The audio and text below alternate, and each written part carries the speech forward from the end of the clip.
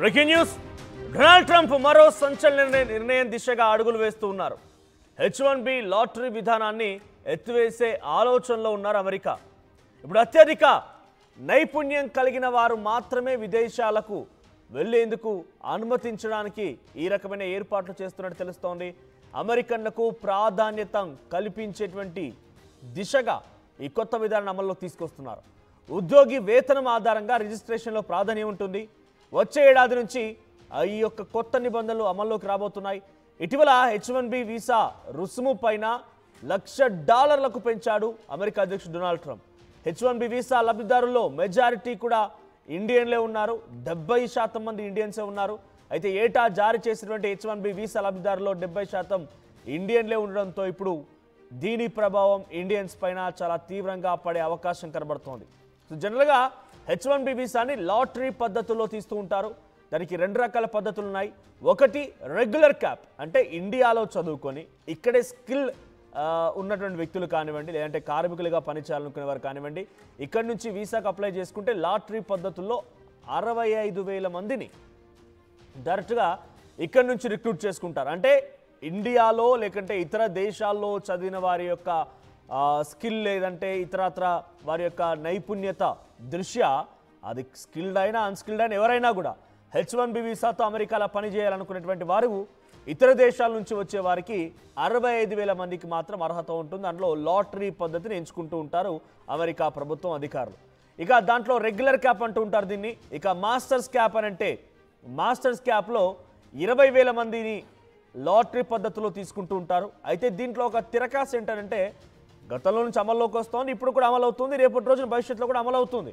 So దీంట్లో masters cap అని అంటే అమెరికాలో చదువుకున్న వారు, అమెరికాలో ఉత్తీర్ణులైన వారు, ఇతర దేశస్తులు వెళ్ళి ఉదాహరణ ఇక్కడ నుంచి ఎవరైనా వెళ్ళి అమెరికాలో MS చేయాలనుకుంటున్నారు, అక్కడ వెళ్ళింది వాళ్ళు చదువుకునేటువంటి వీసా పైన, ఆడికి వెళ్ళి ఉద్యోగాలు చేయాలంటే H1B వీసా కావాలి కదా మళ్ళీ.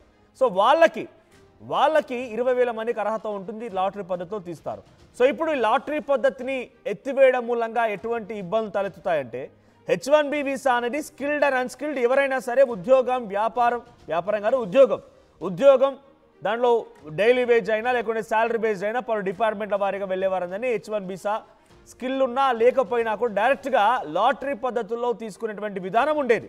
కానీ ఇప్పుడు లాటరీ పద్ధతిని ఎత్తేయాలన్న ఆలోచనతో అమెరికా ప్రభుత్వం ఉంది అని అంటే కేవలం స్కిల్డ్ మాత్రమే వాళ్ళు ఏరుకోరి ఎంచుకోవచ్చు. పలానా వ్యక్తి నాకు కావాలి, నా దగ్గర స్కిల్ ఉంది, ఆ స్కిల్ నేపథ్యంలో అమెరికాకి ఆ స్కిల్ ఉపయోగపడుతుంది కాబట్టి తీసుకుంటున్నాం. కానీ అనవసరంగా స్కిల్ లేని వ్యక్తిని మేము తీసుకోం అంటే దీన్ని బట్టి ఏమవుతుంది, కేవలం ఒకటి H1B వీసా $1,00,000 పెంచడం మూలంగా అప్లికేషన్ ఫీజుని ధనికులు, ఆర్థికంగా ఉన్నవారు అక్కడికి వెళ్ళిన తర్వాత చాలా మంచి ఉద్యోగాలు, గొప్ప ఉద్యోగాలు, జీతభత్యాలు ఎక్కువగా ఉన్నటువంటి ఉద్యోగాలు అయితేనే వెళ్ళగలిగేందుకు అర్హత తీసుకుంటారు. ఆ వాళ్ళకి మాత్రం ఒక రకంగా ఈ డబ్బులు చెల్లించి వెళ్ళేటువంటి వెసులుబాటు ఉంటుంది. వాళ్ళు మాత్రమే ధైర్యం సాహసం చేయగలుగుతారు ఆ డబ్బులు చెల్లించి వెళ్ళడానికి. ఇది ఒక తిరకాసు. ఇప్పుడు లాటరీ సిస్టాన్ని ఎత్తేయడం, ఒకవేళ డబ్బులున్నా నీకు స్కిల్ లేకపోతే నువ్వు వెళ్ళడానికి అర్హత లేదు, నీ స్కిల్ లేకపోతే వెళ్ళడానికి అర్హత లేదు. అయితే అక్కడ ఆల్రెడీ నువ్వు ఉత్తీర్ణుడు అయిపోయి చదువుకొని ఉండాలి, లేదు కాదు కూడదు అనుకుంటే బయట దేశాల్లో చదువుకున్నా అక్కడికి వెళ్ళి ఉద్యోగాలు చేయాలంటే నీ దగ్గర ఉండాల్సింది స్కిల్. సో స్కిల్ లేకపోతే వాళ్ళకి తగ్గట్టుగా వాళ్ళకి కావాల్సిన అర్హతలు, క్వాలిఫికేషన్స్, క్వాలిటీస్ అన్నీ నీ దగ్గర లేకపోతే మీరు అర్హులు కాదు. సో మరి ఈ నేపథ్యంలో ఎందుకు ఇండియన్స్ పైన అంత ప్రభావం పడుతుందనంటే H1B వీసా లబ్ధిదారులో అత్యధికులు 70% మంది, ఒక 100% మంది H1B వీసా ద్వారా అమెరికాలో ఉంటున్నారంటే దానిలో 70 మంది భారతీయులే. సో ఇప్పుడు దాని ప్రభావం భారతీయుల పైన ఏ మాదిరిగా ఉంటుందో అర్థం చేసుకోండి. సో 70 మంది మన వాళ్ళే, 85,000 మందిలో 70% మంది అంటే సుమారుగా 60,000 మంది మన వాళ్ళే ఉన్నారు. 60,000 మంది మన వాళ్ళే ఉన్నారు. సో దీని ప్రభావంతో ఈ 60,000 మంది కూడా ఇబ్బందులు ఎదుర్కోక తప్పదు. ఒకటి, ఆర్థికంగా ధనికులై ఉండాలి, అక్కడికి వెళ్ళిన తర్వాత ఉద్యోగాలు గట్టిగా సంపాదించినటువంటి జీతభత్యాలు ఉండేటువంటి ఉద్యోగాలు ఉండాలి, అప్పుడే $1,00,000 చెల్లించి అంటే 90 లక్షల రూపాయలు చెల్లించి వెళ్ళి అక్కడ ఉద్యోగాలు చేసుకోవచ్చు.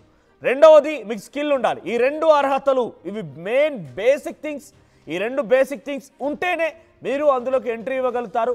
లేదనుకుంటే కనుక గతంలో మాదిరిగా డబ్బులున్న లాటరీ తీసుకొని పోయి అక్కడ ఉద్యోగం చేసుకోవచ్చు అని కూడా పొరపాటు పడితే లాటరీ సిస్టాన్ని కూడా ఎత్తేస్తున్నారు. వచ్చే ఏడాది నుంచి ఈ లాటరీ సిస్టమ్ అనేది అమల్లోకి రాబోతుందట. సో H1B వీసా కోసం డిపార్ట్మెంట్ ఆఫ్ హోమ్ల్యాండ్ సెక్యూరిటీ ఈ విధానాన్ని తీసుకోవాలని భావిస్తోందట.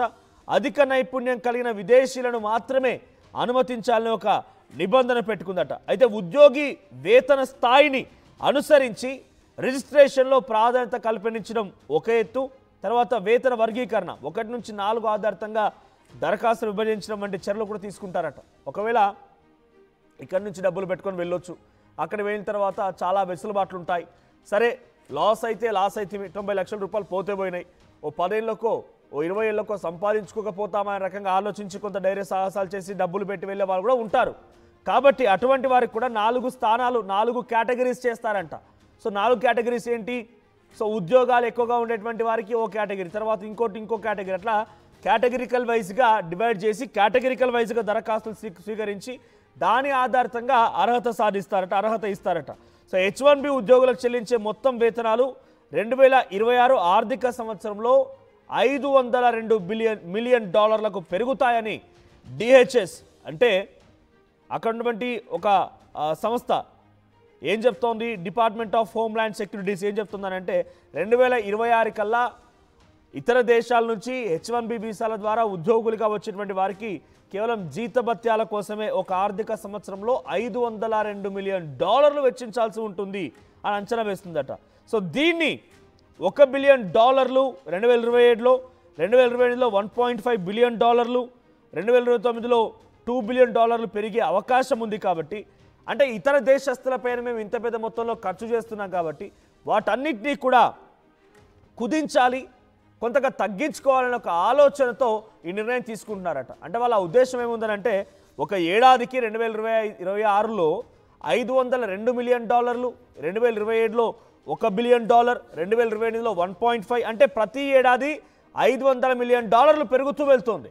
సో ఈ సిచ్యువేషన్లో ఏడాది కల్లా పెరిగే అవకాశం ఉంది. కాబట్టి దాన్ని తగ్గించుకోవాలంటే మనం సంపాదించి మన డబ్బుని ఇతర దేశాలపైన వెచ్చిస్తున్నాం, ఇతర దేశాల కోసం వెచ్చిస్తున్నాం, ఇతర దేశాల ఉద్యోగుల కోసం మనం వెచ్చిస్తున్నాం. కాబట్టి వారు నియంత్రించి ఇక్కడి దేశస్తులే లోకల్ సిటిజన్స్ని మనం వాళ్ళని ఉపయోగించుకోవాలి, వాళ్ళని దగ్గర తీసుకోవాలి, చేరదీయాలి, వాళ్ళని మనం ఇక్కడ ఎంప్లాయీస్గా మార్చాలన్న ఉద్దేశంతో అమెరికన్ ప్రభుత్వం ముందుకు వెళ్తున్నట్టు తెలుస్తోంది.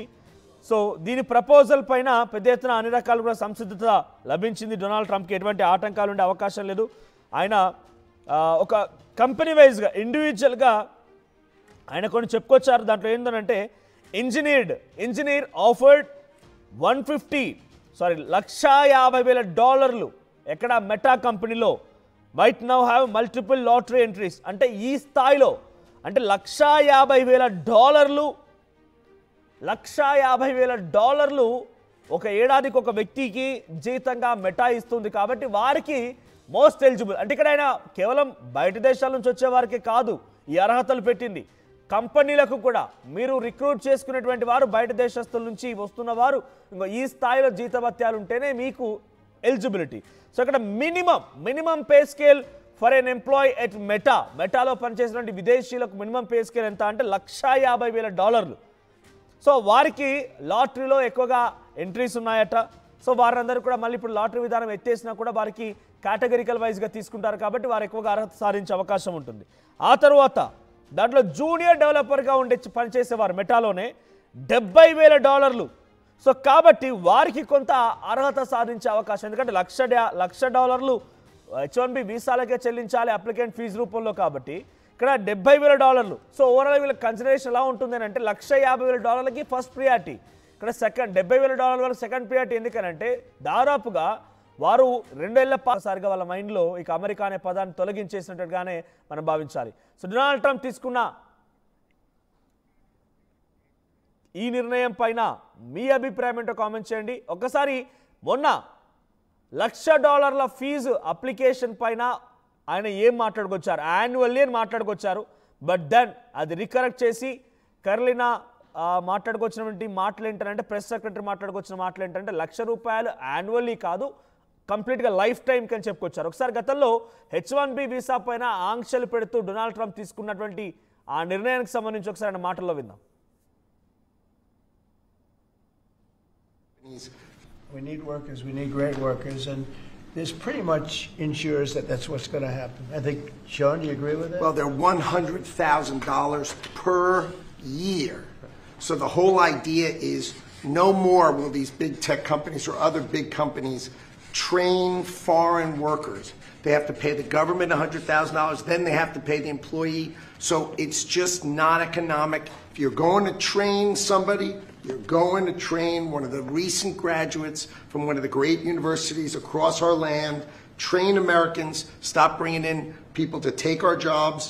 That's the policy here, $100,000 a year for H-1B visas, and all of the big companies are on board.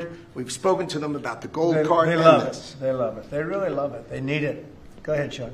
We need workers. We need great workers. And there's pretty much... ఈసారి కూడా టైంకే కన్స్ట్రక్షన్ చేసాం, building కూడా strong చేసాం, clients ని satisfy చేసాం, good will కూడా improve చేసాం. ఏం చేసామో కాదు, ఇంకేం చేయాలో ఆలోచించండి. ఇంకేం చేయాలి? పెయింటింగ్ ఇంకా వేయలేదు, మర్చిపోయారా? అన్నీ బాగానే చేస్తున్నాం, పెయింటింగ్ దగ్గర మాత్రం ఫెయిల్ అవుతున్నాం. లాస్ట్ టైం పెయింట్స్ కోసం పెద్ద కంపెనీ దగ్గరికి వెళ్తే వాళ్ళ థర్డ్ పార్టీ కాంట్రాక్ట్ని అసైన్ చేశారు. వాళ్ళ 8 months డిలే, 20% ఓవర్ బడ్జెట్ కూడా అయింది. ఈసారి తప్పు అస్సలు చేయకూడదు. పెయింటింగ్స్ విషయంలో పర్ఫెక్ట్గా ప్లాన్ చేయాలి. ఏం చేద్దాం? పెయింట్స్ అప్లై చేసేది ఒకరు, అప్లై చేసేది ఇంకొకరు. వీళ్ళందరినీ డీల్ చేయడమే పెద్ద హెడ్ఏక్. అయితే ఇంక మనమే పెయింట్లు వేసుకోవాలి. లేదా పెయింటింగ్ ప్రాసెస్ మొత్తం చేసిచ్చే ఒక పర్ఫెక్ట్ పార్ట్నర్ అన్నా ఉండాలి. టెక్నో పెయింట్స్ లాగా. టెక్నో పెయింట్సా? ఎస్, నాకు కూడా రీసెంట్గానే తెలిసింది. పెయింట్స్ తేవడం నుంచి గోడ మీద వేయటం వరకు మొత్తం ఒకే టీం చూసుకుంటుంది. మిడిల్ మ్యాన్ ఉండరు. So no quality loss. 5,000+ skill పెయింటర్స్తో 1,250+ corporate projects, 26,000+ government schools paint చేశారు. అది కూడా all over India. Wow, third parties కూడా ఉండరు కాబట్టి మనకు డెడ్ లైన్స్తో కూడా ప్రాబ్లం ఉండదు.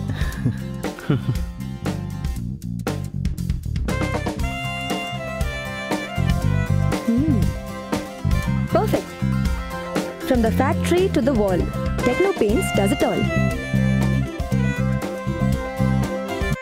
మాంగళ్య షాపింగ్ మాల్లో ఏం కొన్నా స్పాట్ గిఫ్ట్ ఇస్తున్నారు, తెలుసు కదా? మంగళ్య షాపింగ్ మాల్లో దసరా స్పాట్ గిఫ్ట్ పక్కా. 1000 రూపాయల కొనుగోలుపై ఖచ్చితమైన spot gift. Mangalya shopping mall, Telangana.